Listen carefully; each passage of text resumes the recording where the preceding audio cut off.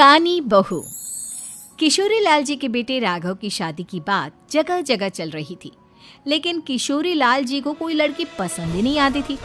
और उसकी एक ही वजह थी, किशोरी लाल जी का लालची होना। उनको लड़की वालों से मोटा दहेज चाहिए था और इसी चक्कर में एक दिन वो एक बहुत पैसे वाले के घर अपने बेटे का रिश्ता लेकर पहुंचे। उस आदमी का नाम था ओम प्रकाश। देखिए किशोरी लाल जी, मेरी एक ही बेटी है और मेरी सारी संपत्ति जायदाद सब कुछ मेरी बेटी नैना का ही है। पापा, नाम से लगता है बहुत खूबसूरत होगी। कितना अच्छा नाम है ना, नैना। ओ वैसे बात तो सही है आपकी। अब इतना पैसा है, जमीन जायदाद है, इकलौती बेटी, आप भी क्या करेंगे? सब कुछ उसे ही देंगे ना। बिल्कुल ठीक पहचाना आपने। बस बेटी की शादी और सारी जायदाद उसके नाम। पापा, बिना देखे हाँ कर दीजिए ना। इतना अच्छा रिश्ता फिर कहाँ मिलेगा? माला माल हो जाएंगे हम। मैं अपनी बेटी को बुलाता हूँ। अरे नहीं नहीं नहीं नहीं, आपकी बेटी का नाम नैना है, सुनकर ही लगता है बहुत सुंदर होगी। रहने दीजिए अंकल, मैं तो आपकी बेटी के नाम से ही इतना खुश हो गया हूँ कि उसे बिना देखे शादी करने को तैयार हूँ। अब तो मैं उसका चेहरा सीधे शादी के बाद ही देखूंगा। और इस तरह राघव नैना का चेहरा नहीं देखता और उससे शादी कर लेता है। शादी के बाद अपनी सुहाग रात पर जब राघव नैना का घूंघट उठाकर देखता है तो नैना की आंखें बंद थी। कितने खूबसूरत हो तुम नैना, जरा अपनी आंखें खोलकर मेरी तरफ देखो तो सही। नहीं, मुझे शर्म आती है। अरे मैंने तुम्हें शादी से पहले भी नहीं देखा, और अब अगर तुम आंखें खोलकर मुझे देखोगे भी नहीं तो मुझे अच्छा कैसे लगेगा? इससे पहले कि नैना अपनी आंखें खोलकर राघव की तरफ देखती, अचानक से लाइट चली गई और राघव नैना को पूरी तरह से देख भी नहीं पाया। अगली सुबह नैना राघव के लिए नाश्ता बनाकर लेकर आई। अरे ये क्या, आधा पराठा सेका हुआ है और आधा बिल्कुल कच्चा। ये तुमने क्या किया नैना? बहू, तुमने क्या आधा पराठा तवे से नीचे लटका कर रखा था, जो आधा सेका है और आधा कच्चा? मुझे जितना दिखेगा उतना ही तो सीखूंगी ना पापा जी।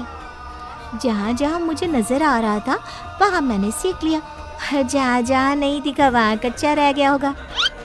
इसका क्या मतलब है? ये कैसा मजाक कर रही है तुम? अरे बहू, तुमने इतना लंबा घूंघट क्यों लगाया हुआ है? देखो, हमारे घर में बहुओं को बेटी की तरह रखा जाता है, और फिर तुम तो इतना सारा माल लेकर आई हो। देखो, ये घूंघट डालकर रखने की कोई जरूरत नहीं है। हाँ नैना, पापा जी ठीक कह रहा है, तुम तो आराम से रहो, अपना ही घर समझो। नैना अचानक से अपना घूंघट उठा लेती है।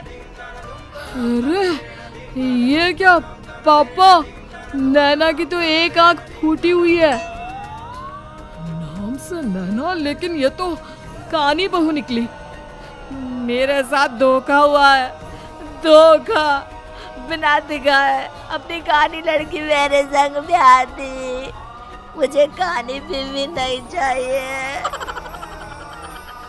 मुझे अभी ओम प्रकाश जी से बात करनी पड़ेगी। आखिर उन्होंने मेरे साथ ऐसा किया क्यों? अरे आप लोगों ने ही तो पापा से कहा था कि आप लोग शादी से पहले मुझे देखना नहीं चाहते। अब मेरे पापा पर क्यों इल्जाम लगा रहे हैं? अरे लेकिन उन्हें बताना तो चाहिए था ना कि तुम कानी हो, एक आंख से तुम्हें दिखाई नहीं देता। किशोरी लाल और राघव नाराज होकर ओम प्रकाश को अपने घर बुलाते हैं। पापा जी, ये आपने क्या किया? शादी से पहले बताया क्यों नहीं कि नैना की आंखों में परेशानी है? अरे आप ही ने तो लड़की देखने से मना कर दिया था। अरे लेकिन आप बता तो सकते थे। आपको तो हमारी बेटी की प्रॉपर्टी चाहिए थी, वो भी पूरी की पूरी। अब क्या हुआ अगर उसे आधा दिखाई देता है? प्रॉपर्टी तो आपको पूरी मिल गई ना। अरे ये क्या बात हुई? मेरी शादी प्रॉपर्टी से नहीं, आपकी बेटी से हुई है। अब ये तो पहले सोचना चाहिए था, तब तो मेरी प्रॉपर्टी देखकर तुम्हारी जुबान लपलपा रही थी। लेकिन मैं कानी लड़की को अपनी बीवी बनाकर नहीं रख सकता। पापा कुछ करिए ना आप। हाँ करता हूँ। देखिए ओम प्रकाश जी, आप हमारे साथ ऐसा नहीं कर सकते। और तुम देखो, अगर तुमने मेरी बेटी से शादी तोड़ी ना, तो जो भी प्रॉपर्टी मैंने तुम्हें दी है वो तो पूरी की पूरी वापस ले ही लूँगा, और आधी प्रॉपर्टी तुम्हारी भी लूँगा। अरे मेरी आधी प्रॉपर्टी भला क्यों लेंगे आप? इसलिए क्योंकि मेरी बेटी को आधा नजर आता है और उसकी नजर अभी तक तुम्हारी आधी जायदाद पर ही पड़ी है। अब तुम उसे घर से निकालोगे तो कुछ तो लेकर जाएगी ना। और अगर हम आपकी बेटी को अपने घर की बहू बना कर रखे तो? तो तुम्हारी पूरी प्रॉपर्टी तुम्हारी ही रहेगी, और जो मैंने तुम्हें दिया है ना, उसमें से बस मैं आधा लेकर जाऊंगा। अरे लेकिन अब आप अपनी दी हुई प्रॉपर्टी में से आधी वापस क्यों लेकर जाएंगे? अगर मैं आपकी बेटी को अपनी पत्नी बनाकर रखने को तैयार हूँ तो? इसलिए ताकि भविष्य में अगर तुम मेरी बेटी को धोखा दो तो उसके पास कुछ तो रहे जो पति का हो। वैसे मेरे पास तो बहुत कुछ है, लेकिन अपने पति की कोई निशानी तो उसके पास होनी चाहिए ना। अब अगर तुमने मेरी बेटी को कहानी कहा तो तुम्हें प्रॉपर्टी भी कहानी ही मिलेगी, पूरी नहीं। जमाए राजा।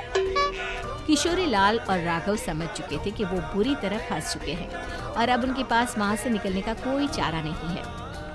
अब समझ में आया ना, लालच बुरी बला होती है।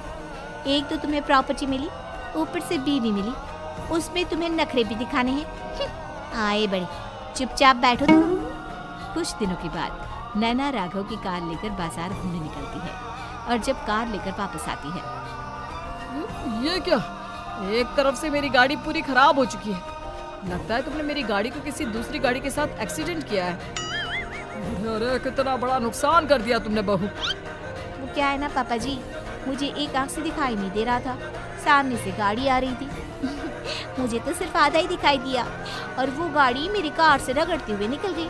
अब मैं क्या करूं बताओ? आप इसे ठीक कराने के पैसे कौन देगा? तुम्हारे पापा। तुमने मुझसे इस तरह से बात की? अभी रुको। नैना राघव की शिकायत ओम प्रकाश को कर देती है। देखो राघव, अब जो मेरी आधी प्रॉपर्टी तुम्हारे पास थी ना, उसमें से आधी और मैं लेकर जाऊंगा, क्योंकि तुमने मेरी बेटी को डांटा। अरे नहीं नहीं पापा जी, गलती हो गई, माफ कर दो। गलती की तो कोई गुंजाइश ही नहीं। अगली बार मेरी बेटी को डांटा तो बची हुई आधी में से आधी और ले जाऊंगा। लालच के चक्कर में हम दोनों ने बहुत बड़ी गलती कर दी बेटा। एक तो तुम्हें कानी बहू मिली और ऊपर से जो माल मिला वो भी काना। इस तरह राघव की हर एक गलती पर ओम प्रकाश उसकी प्रॉपर्टी का आधा आधा हिस्सा लेकर अपना सारा माल वापस ले गया और राघव को कानी बीवी से काम चलाना पड़ा। भाई लालच वाकई में बुरी बला है।